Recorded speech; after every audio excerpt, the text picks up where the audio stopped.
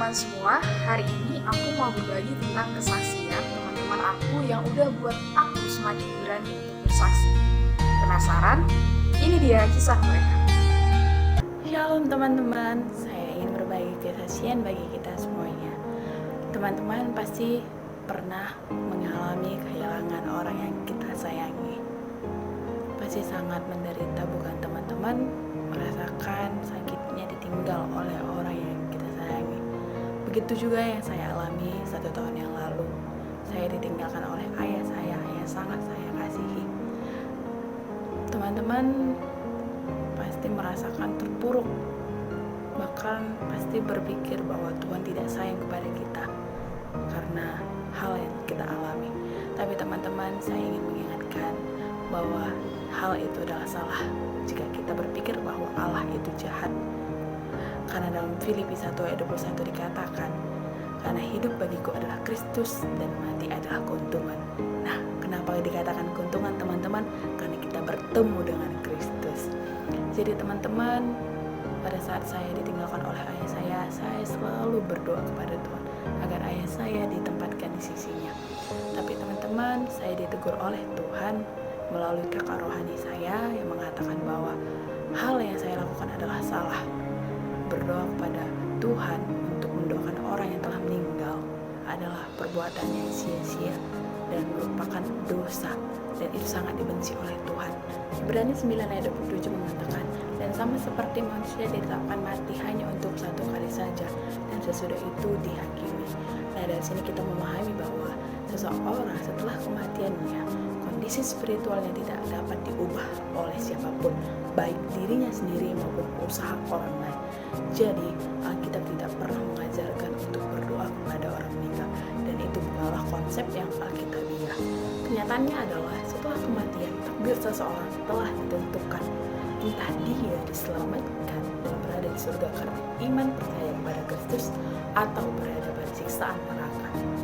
Ingat teman-teman, tidak ada keselamatan setelah kematian. Untuk itu, selagi kita masih hidup, selagi orang tua kita masih hidup, mari kita tetap berdoa kepada Tuhan, berserah kepada Tuhan, dan percaya kepada Tuhan agar kelak kita berada pada surga bersama-sama dengan Tuhan. Amin. Tuhan Yesus memberkati. Shalom. Shalom buat kita semua. Kali ini saya ingin berbagi kesaksian mengenai bagaimana hidup saya sebelum mengenal yang namanya juru selamat kita, yaitu Tuhan Yesus Kristus. Nah, jadi dulu saya sejak kecil hingga SMP, saya bisa dikatakan berbeda dengan teman-teman saya pada umumnya, di mana saat orang-orang menantikan hari Minggu untuk dapat datang beribadah, saat orang menanti-nantikan hari Paskah, hari Natal yang dirayakan 1 tahun sekali dengan penuh sukacita, hal itu tidak terjadi dengan saya. Malah saya tidak suka ketika hari itu datang. Kenapa? Karena saat itu saya adalah seorang yang sangat pemalu, sangat pendiam. Jadi saya tidak suka dengan kerumunan orang banyak, dan saya tidak suka berinteraksi dengan orang baru. Hal itu mengakibatkan saya jadi menghalang-halangi atau menghindari diri dari pertemuan-pertemuan ibadah.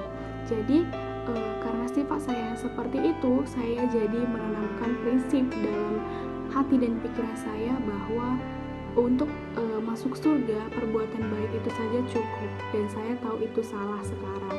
Nah, jadi semenjak masuk ke SMA, saya mulai mengikuti pertemuan-pertemuan ibadah ataupun kegiatan-kegiatan rohani. Namun saya mengikutinya hanya karena terpaksa atau bahkan karena ikut-ikutan.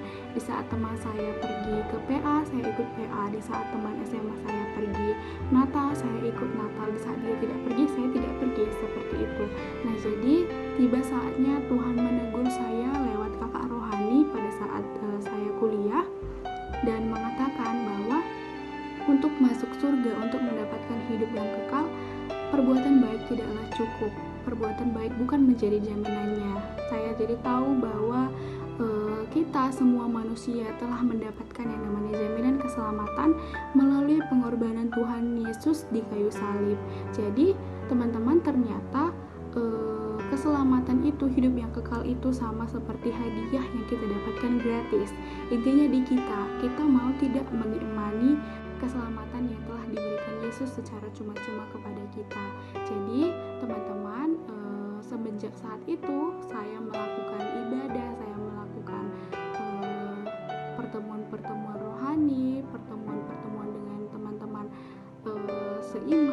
saya melakukannya tidak lagi terpaksa, tidak lagi karena ikut-ikutan, tetapi memang dari kerinduan hati saya.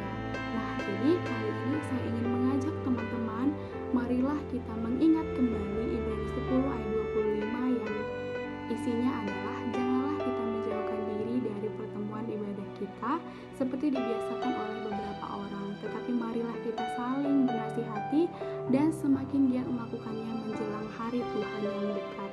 Nah, itu harus kita pegang, dan di saat kita beribadah kita bisa mengingat Ulangan 10 ayat 12b sampai 13 yang berkata, beribadah kepada Tuhan Allahmu dengan segenap hatimu dan dengan segenap jiwamu, berpegang pada perintah dan ketetapan Tuhan yang kusampaikan kepadamu hari ini, supaya baik keadaanmu. Amin. Tuhan memberkati. Shalom. Nah teman-teman, itu tadi kisah-kisah mereka. Mereka berani bersaksi karena mereka sudah percaya bahwa mereka telah diselamatkan, dan mereka ingin banyak orang tahu bagaimana kasih Tuhan itu nyata kita alami dalam kehidupan kita ketika kita mendekatkan diri kepadanya. Jadi mereka mau dan berani untuk bersaksi. Teman-teman mungkin sering takut atau malu untuk bersaksi, tapi melalui video ini aku mau ajak kalian semua jangan takut atau malu bersaksi tentang Dia. Lihat teman-teman kita tadi, itu bukan suatu yang sulit, bukan? Apalagi kita sudah banyak menikmati berkat-berkat Tuhan. Ayo bersaksi. Roma 10 ayat 14 berkata, tetapi bagaimana mereka dapat berseru kepadanya jika mereka tidak percaya kepada Dia? Bagaimana mereka dapat percaya kepada Dia jika mereka tidak mendengar tentang Dia? Bagaimana mereka mendengar tentang Dia jika tidak ada yang memberitakan? So, ayo bersaksi.